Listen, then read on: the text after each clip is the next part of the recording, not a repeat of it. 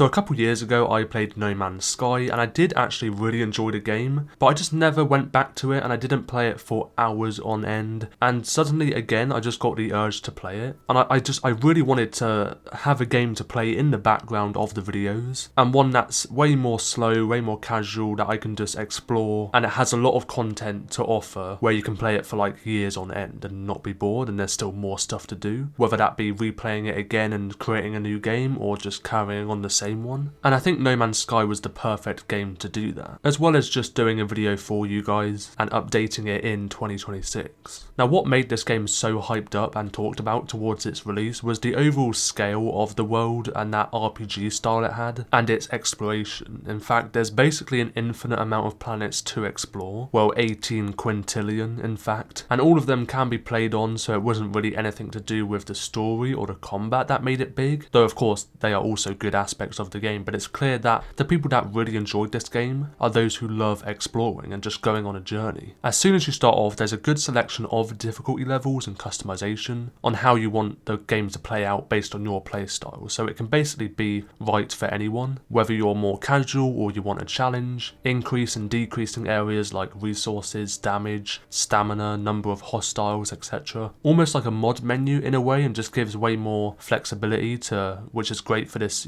sandbox genre. Funny enough, this time round I chose the relaxed mode, which they have. I'm pretty sure that sets everything for you. I don't remember seeing any other options after that, and it allows for less grinding, lower difficulty with hostiles, and just the overall risk of it all. I think it suits my play style a bit more, and I just wanted a slow game to play, and I had a fun time playing it this way. I'm sure with many players who've never played the game, or if it's been a while, some could say the game does have an overwhelming amount of stuff to uncover, but that's sort of why it can be played for years, to be honest, just over and over, but still following the same formula and still having stuff to do. At first it may seem a lot with all the endless types of, items and the infinite planets, different building items, etc. However, all this content isn't thrown in your face right away, and you slowly find yourself extending your inventory out with different items, crafting recipes as you visit each area and complete missions. And I truly believe it's one of the best games in terms of helping new players. They go into so much detail with each individual step you have to take, and there wasn't any moment where I didn't know what I was doing, and that does say a lot, because I know with some games I've had to search up on the internet within the first 20 minutes or so.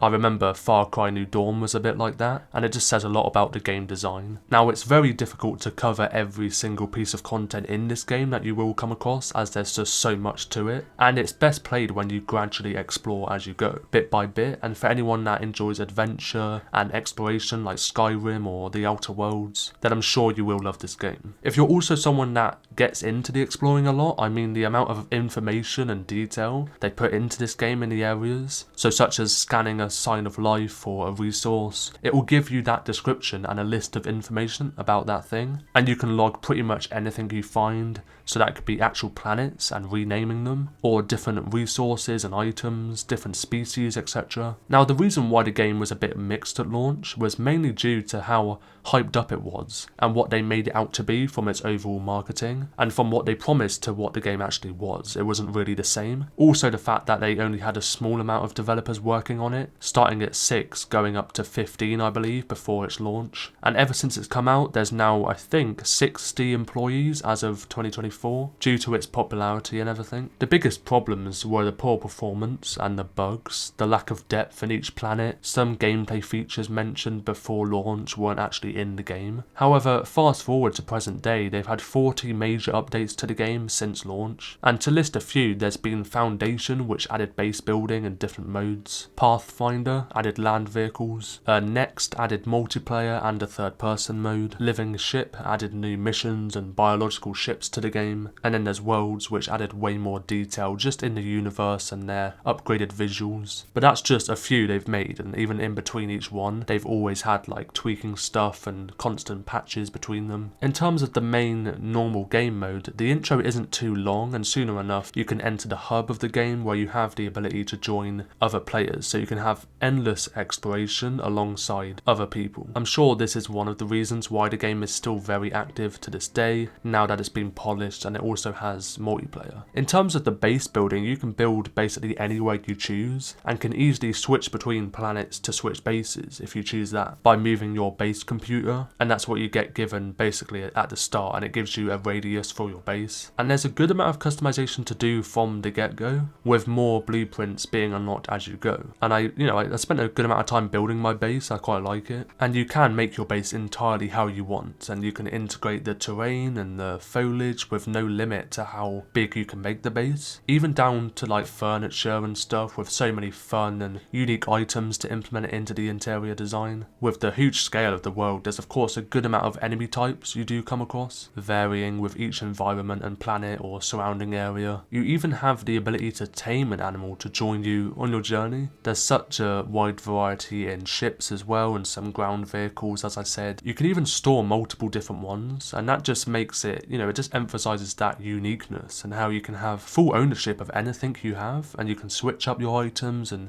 your gameplay at any time, and it's just so independent and so flexible. The starship combat is quite fun. If you take down a sentinel or a pirate ship, you can sometimes get a lot of units as well as a reward, and other different rare resources that you can sell on, and it gives you quite a bit. It's fun, and it can be a bit more thinking to it than you may expect, because you have to make sure you have a good amount of shield on you, and certain ships will have, they vary in their speed and their difficulty. This side of gameplay is one of the biggest aspects they've been upgrading since the game came out. A new squadron feature allows for you to call in reinforcements to help take down a more difficult target. So the main hostiles, as I said, are sentinels, who act as the police basically of the planets, and they try and protect it. I don't think it's with every planet. I think it's a lot of the planets that have a lot of life and plants on them and animals, etc. And then even with them, you're not guaranteed to spot one, but you do come across them. And it's even worse if you start shooting them. And they don't want people coming over to harm anything. They don't mind people being there, but they just don't want them to harm the place. And that's why there's a wanted level that will increase with the more havoc you cause, and that means the sentinel attacks also increase. You can upgrade your ship and its weapons to increase their damage and their speed, making them way stronger in terms of the overall gun mechanics and shooting. I mean, it is quite cool. There's nothing crazy about it. Of course, it's a Peggy 7, I believe, so I didn't expect much. And I was fully aware that it wasn't a big focus, more so than the exploration side of it all and the overall laid-back experience, which I didn't mind. That's what I want. Just adding on to that customization for your playstyle, I already spoke about the difficulty, but there's also